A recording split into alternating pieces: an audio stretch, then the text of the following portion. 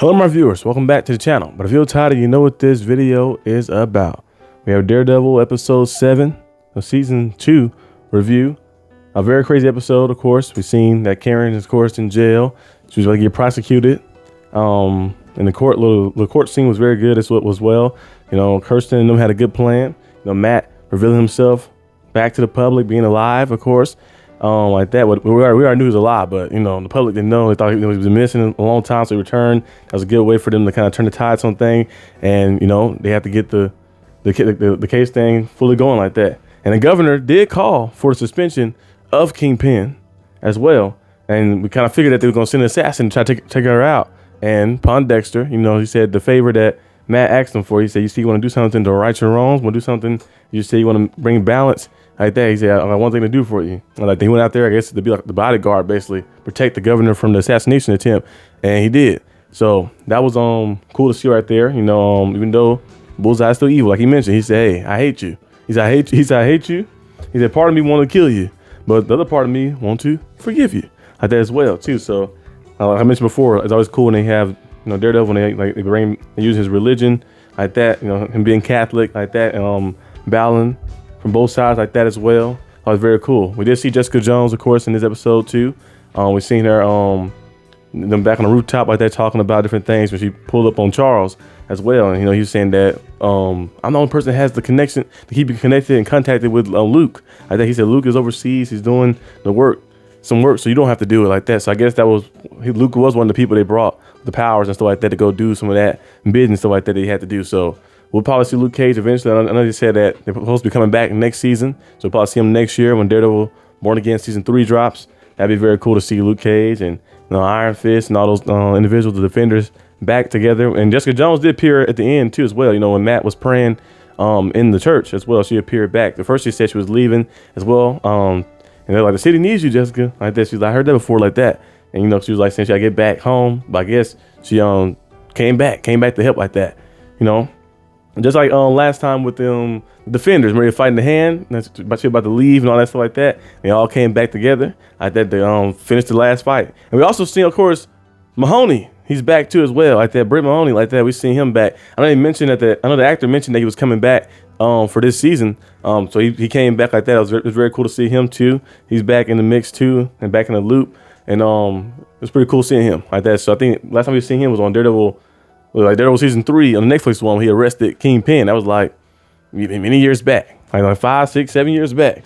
But the scene between Karen and Heather was very cool too as well. You know, Heather's still getting hunted by Muse, and both of them getting underneath each other's skin a little bit, bringing up their past and everything too as well. Got that, but I think Karen got the last laugh in that one, even though Heather was hidden there and stuff as well like that too. But I think Heather, they showed a little picture. I'm surprised Marvel revealed some of that stuff. Like they showed her on set as the Lady Muse like that too. So we'll see how she kind of like keep building her stuff into that. We've seen the hunting. We've seen Muse when she was talking to Karen. You know, the reflection of there still right there in the background for her. So we'll see how things kind of go. But one of the main things that happened in this show, in this episode right here, was Daniel. You know, Daniel. You know, when at first, BB Urick and him was at the like they both were supposed to be like keeping having each other backs and everything as well. And throughout the first season and then this season as well too, but you know, Bill Urick was making the stuff basically making like diss tracks on the news station and getting all the different information from Kingpin and working against him a little bit too as well, and creating the different stuff, of course, as well, to try to like bring the Kingpin's like campaign, everything down and stuff. And Daniel got caught in a loop, and you know, Buck knew who it was like that. He was like, "You're gonna bring her to me," so and. Daniel was about to do it at first. He was about to do it like that. You know, he's saying that he did a lot of bad things. They had him buried bodies and all that type of stuff. And, you know, Buck was basically used that as a threat a little bit to let him know, like, hey, you're now in the loop. So you need to go out there and do what we say. And, you know, Daniel was going to at first. I think he had everything scheduled up, but he just couldn't hurt that pretty face. He just couldn't do it like that. And, you know, he's like, he can't go against his morals and everything as well. You know, he loved BB Urick as well like that. She just couldn't do it. Told her to run away. And he said he'd handle Buck. He went in there. He didn't handle Buck.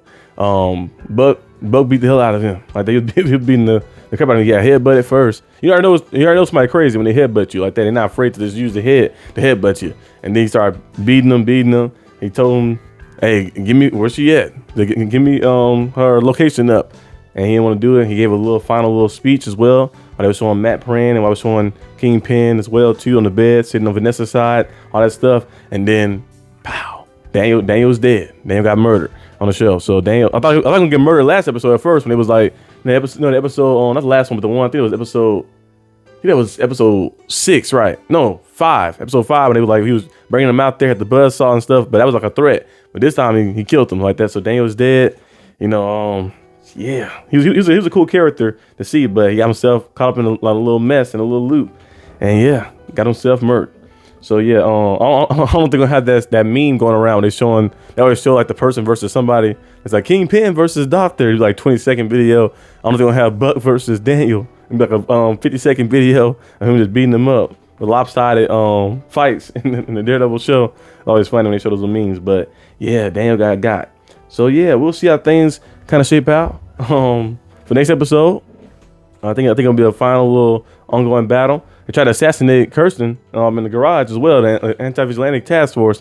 She caught him real good with that. She like told him doing a welfare check. He had rifles and everything too. They said you guys had a full-blown fight in Matt Murdock's house. They said why? Why was that?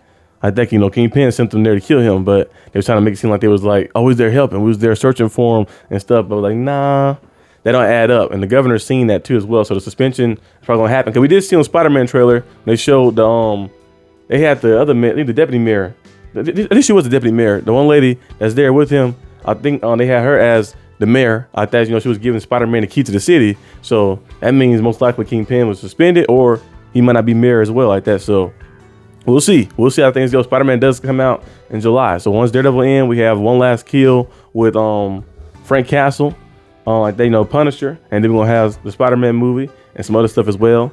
And then on the DC side of things, we have Supergirl, Clayface movie look cool as well. That's like a little horror style, and we'll see how things go. Then next year they're gonna have the Superman movie come out again, and in December for Marvel they're gonna have Doomsday as well. I don't think